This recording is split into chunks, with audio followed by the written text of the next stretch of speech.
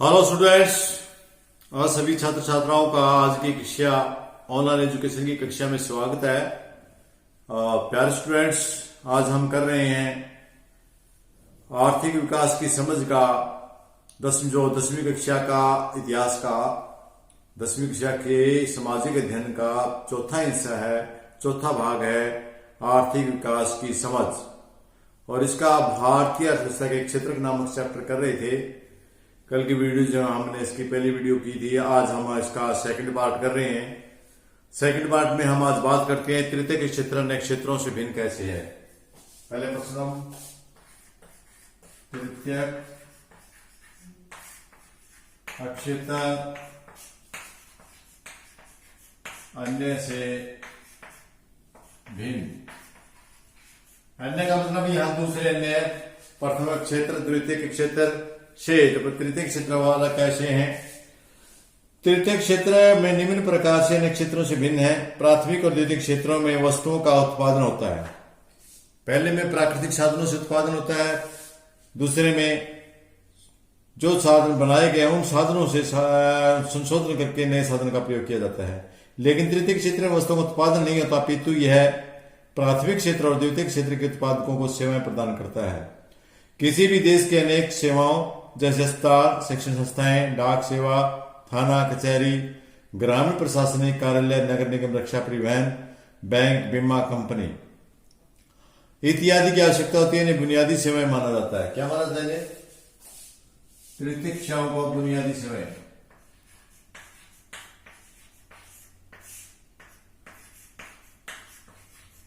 जो प्राथमिक और द्वितीय क्षेत्रों के लिए बड़ी मजबूत जरूरत होती है, जिनकी चाहे फोन की सुविधा है, चाहे बीमा की सुविधा है, चाहे वो नगर निगम की है, कार्यालय की है, चाहे किसी भी साधारण थाना, कचहरी, जो सब कुछ है वह तृतीय के क्षेत्र में आते हैं। और प्राथमिक और द्वितीय क्षेत्र का विकास जितना अधिक होगा, मांग भी, सेवाओं की मांग भी उतनी ही ज्यादा होती जाएगी। और उसके अनुसार, क्योंकि प्राथमिक ये जो तृतीय क्षेत्र है, ये प्राथमिक और क्षेत्र में काम करते हैं, उनके लिए सेवाएं प्रदान करते हैं। इसलिए प्राथमिक और द्वितीय क्षेत्र में, प्राथमिक द्वितीय क्षेत्र में जितना विकास होगा उसके अनुरूप बाजार में सेवाओं की मांग भी उतनी अधिक होती जाएगी। तो इस प्रकार हम कह सकते हैं कि तृतीय क्षेत्र है अन्य क्षेत्रों से भिन्न है। अगला प्रश्न हम बात करते हैं प्रच्छन्न और अदृश्य बेरोजगारी की, जिसको हमने कल बात किया था। आज प्रच्छन्न और बेरोजगारी, कल हमने इसमें जिसका दूसरा नाम है छिपी हुई बेरोजगारी।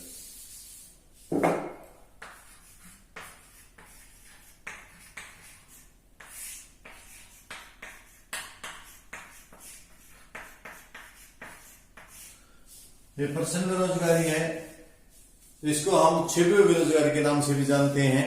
तो इसको विकासशील देश या अल्प विकसित देशों में अधिकतर लोग कृषि कार्यों में लगे होते हैं, जिसके कारण इन देशों में छिपी हुई या प्रच्छन्न बेरोजगारी पाई जाती है।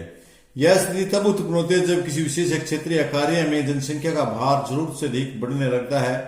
यदि किसी क्षेत्र में काम में लगे मजदूरों में से कुछ श्रमिकों को हटा दिया जाए तो उत्पादन में कोई फर्क नहीं पड़ता। इस प्रकार होने वाली को हम प्रच्छन्न बेरोजगारी कहते हैं। कल भी मैंने इसके बारे में बताया था, कुछ हटा दिया जाए, काम पर कोई प्रभाव नहीं पड़ता। कुछ हटाने पर काम या उत्पादन पर कोई प्रभाव नहीं पड़ता।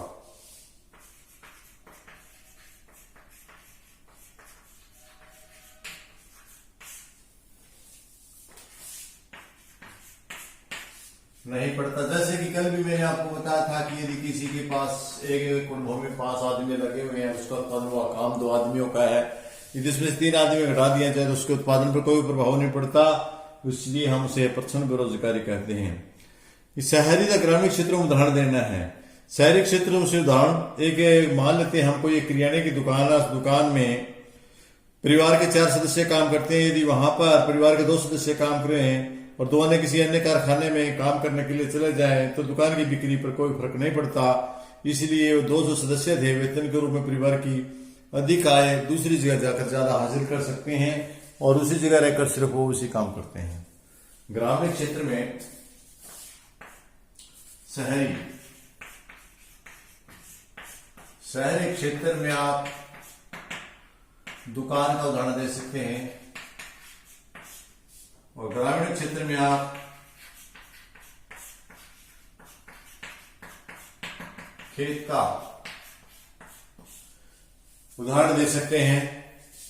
जैसे शहरी क्षेत्र में दुकान है, दुकान पर 4 सदस्य हैं, वहां पर काम 2 ही सदस्यों का, लेकिन परिवार के 4 सदस्य लगे हुए हैं, और यदि उनमें से 2 सदस्यों को हटा करके किसी को अन्य काम पर लगा दिया जाए तो भी उसकी दुकान की बिक्री पर कोई असर नहीं पड़ेगा, बल्कि जो 2 सदस्य घट के गए हैं दूसरे को कहीं से अन्य संसाधन से अपने आय हासिल करेंगे, तो उसे हम कहते हैं पर्सन बेरोजगारी। दूसरा ग्रामीण क्षेत्र का उदाहरण, किसी एक किसान के पास 2 एकड़ का खेत है, इस खेत में परिवार के 5 सदस्य काम करते हैं, सिंचाई की सुविधा रहने के कारण खेत में ज्वार व अरहर की फसल बोते हैं।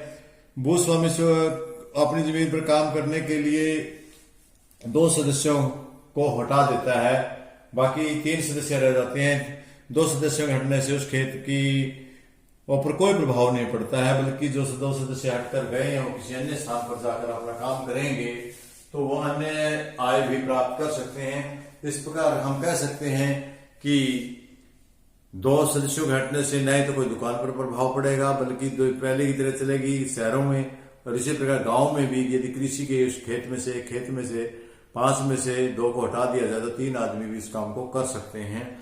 तो जो सदस्य ये हटाए गए हैं, ये सदस्य छिपी हुई बेरोजगारी के कारण है, छिपी हुई बेरोजगारी है। अब हम अगला प्रश्न करते हैं, खुली बेरोजगारी और परिपूर्ण बेरोजगारी में क्या फर्क है। परिपूर्ण बेरोजगारी, खुली बेरोजगारी।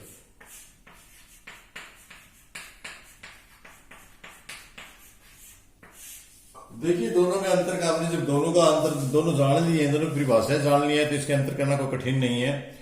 खुली बेरोजगारी में काम करने के इच्छुक लोगों को रोजगार प्राप्त ही नहीं होता। खुली बेरोजगारी में रोजगार होता ही नहीं होता। इसमें होता है पर कम लोगों का नहीं होता।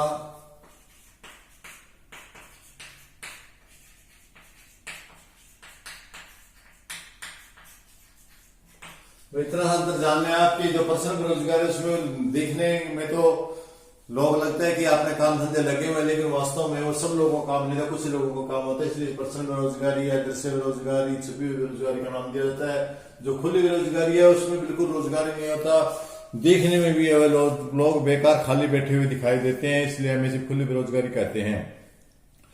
आगे प्रश्न आता है, भारतीय अर्थव्यवस्था के विकास में तृतीय क्षेत्र में कोई महत्वपूर्ण भूमिका नहीं निभा रहा, क्या आप इससे सहमत हैं। हम इससे सहमत नहीं हैं, क्योंकि भारतीय विकास में आज अहम भूमिका निभा रहा है तो तृतीय श्रेणी, जिसको हम सेवाएं कहते हैं, तृतीय क्षेत्र यानी वो सेवाएं कहा जाता है, ये अपनी अहम भूमिका निभा रहे हैं। जैसे कि आपका अभ्यास का प्रश्न है, अभ्यास के प्रश्न में पूछा जाए, 12वां अभ्यास का प्रश्न है, पूछ रखे कि भारतीय अर्थव्यवस्था के विकास में तृतीय क्षेत्र का महत्वपूर्ण भूमिका नहीं निभा रहा, क्या आप इस बात से सहमत हैं। तो हम कहेंगे नहीं। क्वेश्चन नंबर आपका ये है 12, तो इसका हम उत्तर देंगे नहीं, क्योंकि अहम भूमिका निभा रहा है ये। हम इस कथन की बिल्कुल सहमत नहीं है। भारतीय अर्थव्यवस्था के विकास में तृतीय क्षेत्र का कोई महत्वपूर्ण भूमिका नहीं निभा रहा। इसके समर्थन में निम्नलिखित तर्क दिए जा सकते हैं। नंबर 1, रोजगार के क्षेत्र में, नंबर 1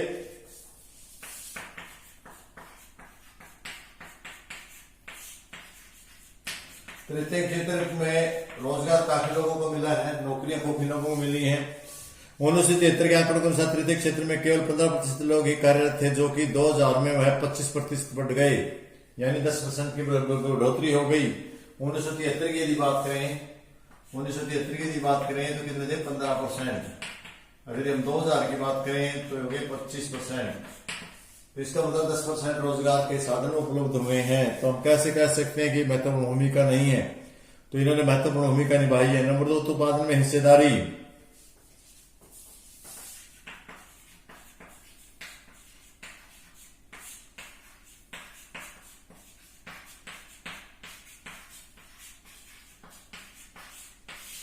उत्पादन में हिस्सेदारी अहम भूमिका निभाई है सेवाओं ने, कि उत्पादन में भी आपने अहम भूमिका निभाते हैं। ये जीडीपी के सन 2003 के आंकड़ों के अनुसार देश के उत्पादन में प्राथमिक क्षेत्र का योगदान 30%, द्वितीय क्षेत्र का योगदान 20%, तृतीय क्षेत्र का योगदान लगभग 50% था।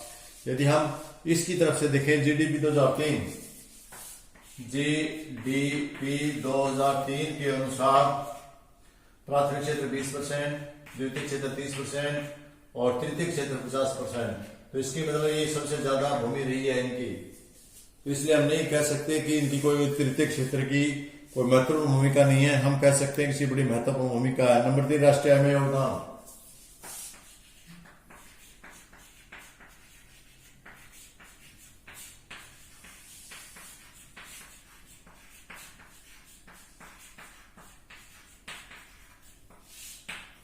हाँ, नंबर 3 ये कैसे राष्ट्रीय आय जो देश की नेशनल इनकम है, उस आय में जीडीपी के सन 2003 के आंकड़ों के अनुसार राष्ट्रीय आय में प्राथमिक क्षेत्र का आंकड़ा 50,000 करोड़ रुपए, द्वितीय क्षेत्र का योगदान 50,000 करोड़ रुपए, जबकि तृतीय क्षेत्र का योगदान 1,10,000 करोड़ रुपए था।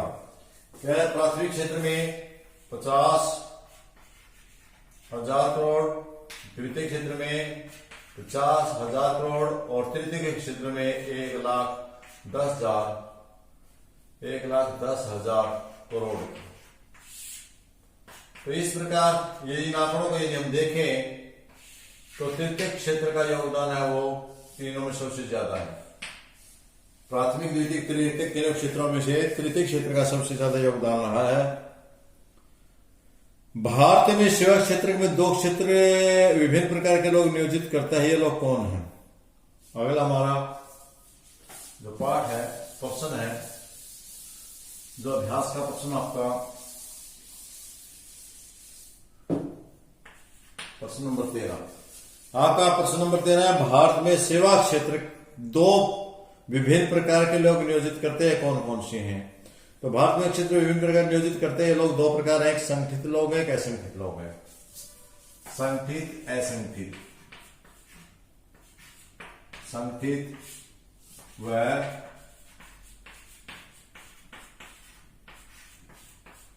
असंगठित, ये 2 प्रकार के जब भी सेवाओं में, नौकरी में, किसी में लिए जाते हैं तो 2 प्रकार के हैं। संगठित क्षेत्र में रोजगार की अवधि नियमित होती है, काम करने के घंटे तय होते हैं, सरकार द्वारा पंजीकृत होता है और उन्हें सरकारी नियमों का पालन करना होता है। कल भी मैंने इसके ऊपर चर्चा की थी आपको कि इसमें जो संगठित क्षेत्र है उसमें रोजगार की अवधि है, इसमें रोजगार नियमित, काम के घंटे निश्चित,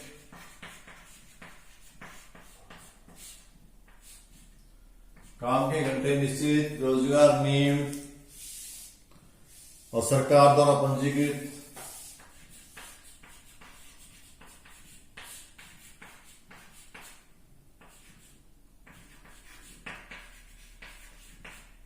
सरकार से पंजीकृत या सरकारी होते हैं, इस प्रकार के संगठित होते हैं। अवधि इनकी नियमित होती है।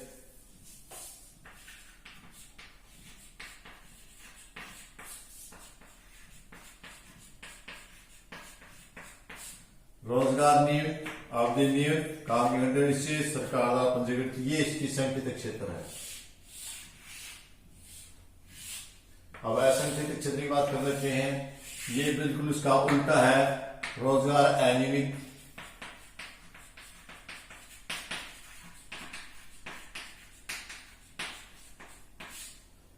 अवधि अनियमित, कोई अवधि नहीं, किसी समय काम, जैसे प्लम्बर का काम है, कभी घंटा के लिए, कभी 2 घंटा के लिए, अनियमित है।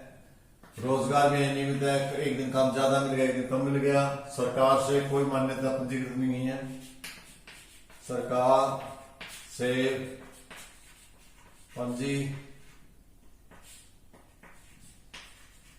नहीं, जरूर नहीं हो सरकार से पंजीकृत हो, और इसके काम के घंटे कोई निश्चित नहीं, काम के घंटे निश्चित नहीं। तो इस प्रकार हम देखते हैं संगठित असंगठित क्षेत्र उन दोनों प्रकार का बता दिया। यदि आपको संगठित क्षेत्र बताने हैं तो आप बताएं कि रोजगार की अवधि नियमित होती है, काम घंटे तय होते हैं, रोजगार नियमित होता है।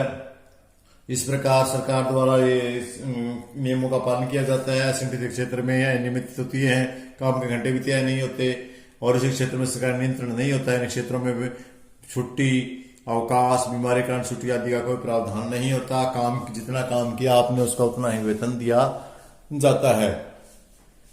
इसके बाद हम अगले प्रश्न पर चर्चा करते हैं। प्रश्न नंबर 14 ये है आपका असंगठित क्षेत्र में श्रमिकों का शोषण किया जाता है। क्या आप इस विचार से सहमत हैं? अपने उत्तर के समर्थन में कारण दीजिए। बिल्कुल ये बात सही है। प्रश्न नंबर 14 अभ्यास का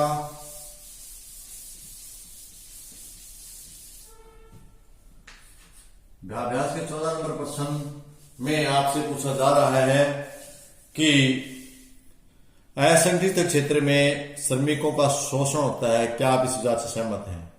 तो हम कहेंगे बिल्कुल सहमत हैं। और असंगठित क्षेत्र में हमेशा श्रमिकों का शोषण किया जाता है, क्योंकि ना तो उस समय इसके पक्ष में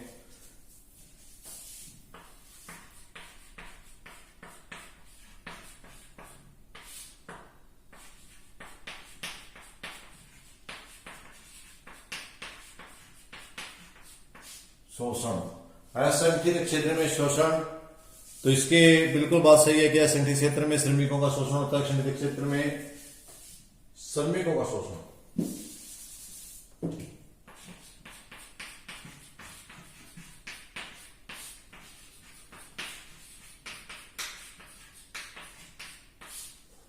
असंगठित क्षेत्र में शोषण होता है। इसके ये बिल्कुल सही बात है और इसके पक्ष में हम बिल्कुल तर्क दे सकते हैं, सही है। तर्क नंबर 1, पहला तर्क हम आज दे सकते हैं कि इस क्षेत्र में श्रमिकों का निर्धारित समय से अधिक काम करना पड़ता है।